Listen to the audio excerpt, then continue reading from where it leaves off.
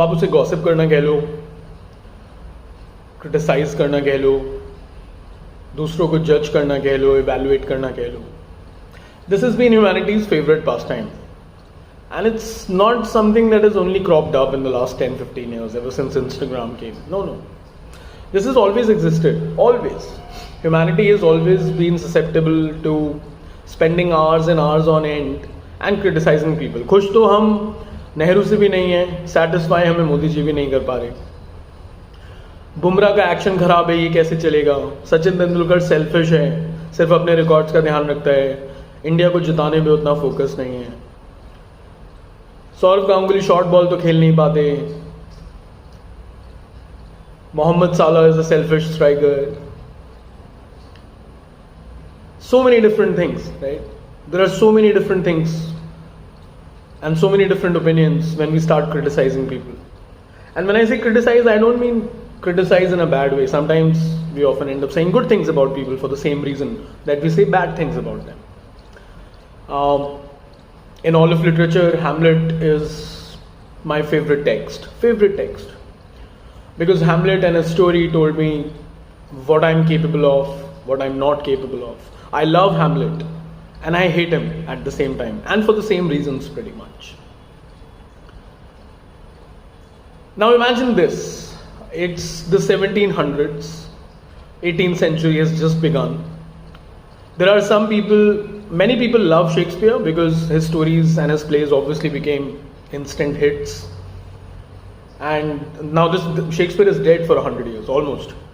And there are some people who have this critical outlook towards Shakespeare, where there's a lot of people who actually don't think he's too great. I mean, itna kya upar chadha rakha hai. His stories are too messy. There are too many subplots in his stories. They're not classy enough. They do not follow the strict rules of time, etc., etc., etc.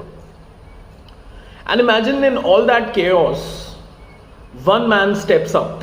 So what used to happen back then was, these were all very scholastic debates. People who were academics, people who had actually learned how to criticize writers and texts were doing this. Not like today, of course. Today we all do it on social media like second nature.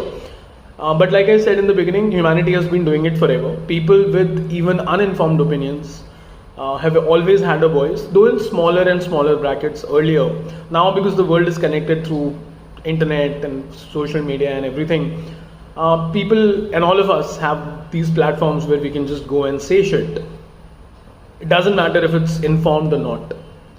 And not that I'm trying to address that issue, but most of the times it is uninformed opinion. It's just that now we have access to even those people directly, which never happened 20 years ago.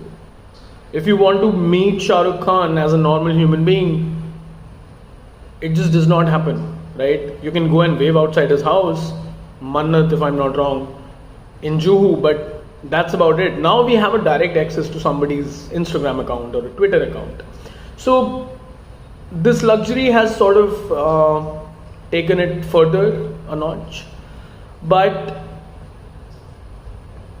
like I said, back in the day, before internet existed, all of this used to happen in brackets. And when we talk about criticizing authors and writers and whatnot, we're talking about people who have actually learned how to criticize these texts. So criticism.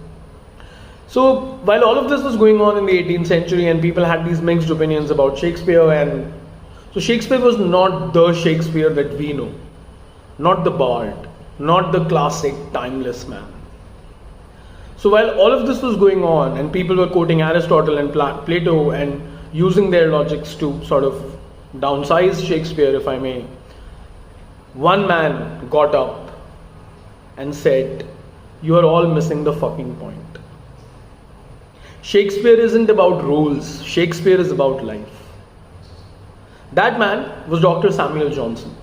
And without him, Shakespeare might not be the icon that he is today. Welcome back to Literary Lenses, where we explore the critics who shaped how we read, how we write, how we have read, how we have written over the years. We've met Sydney in the previous episodes, who defended poetry's purpose. We've seen Dryden, of course. and Pope with their polished rules and wit. But now it's time for a different kind of a voice.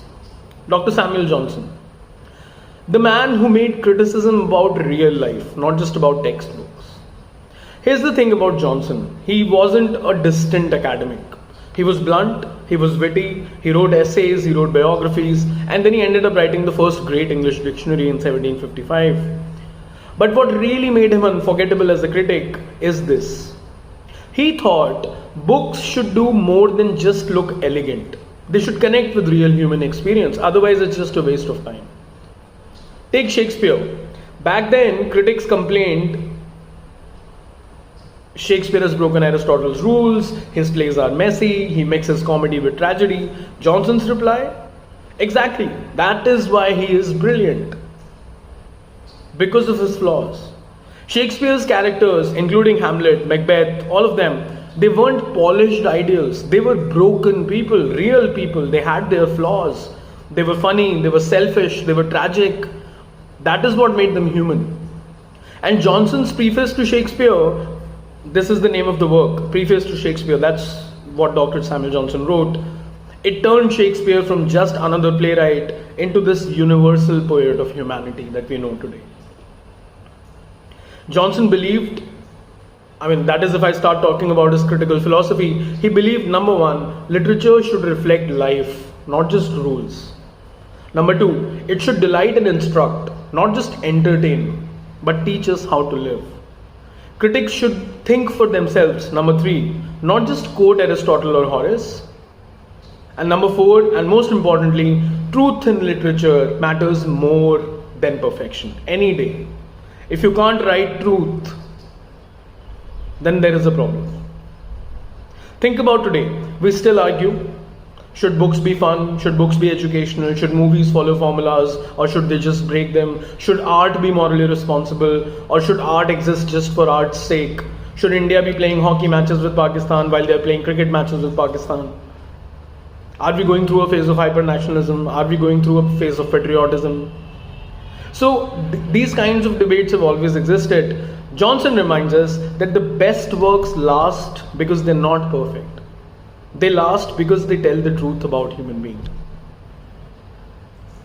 My favorite novel, The God of Small Things, if you haven't got a chance to read. I know there's a lot of debate around Arundhati Roy also, but I do believe Dr. Samuel Johnson's philosophy, I'm a big fan of that philosophy. Art should represent society and it should be able to depict the truth. So the next time you quote Shakespeare, remember, without Samuel Johnson, we might not have seen the bard as timeless. And of course, stick around, because next up, we're taking it up a notch. I was about to say down a notch. Up a notch. So down in terms of how many controversial things we're going to talk about, but up in terms of elegance and beauty and love and compassion. Because next up, we'll meet the critic who lit the fire of romanticism, William Wordsworth. I'm sure all of you, or most of you, if not all of you, must have read at least one William Wordsworth poem in your life, in school, in college, somewhere. And before we get to that, I have to clarify, the age of romanticism, which saw William Wordsworth, John Keats, S.T. Coleridge, and so many other great poets, romanticism has nothing to do with romance per se. We'll talk about democratization of art and poetry. We'll talk about liberalization. We'll talk about how finally art was not just about the rich, but about the poor. See you.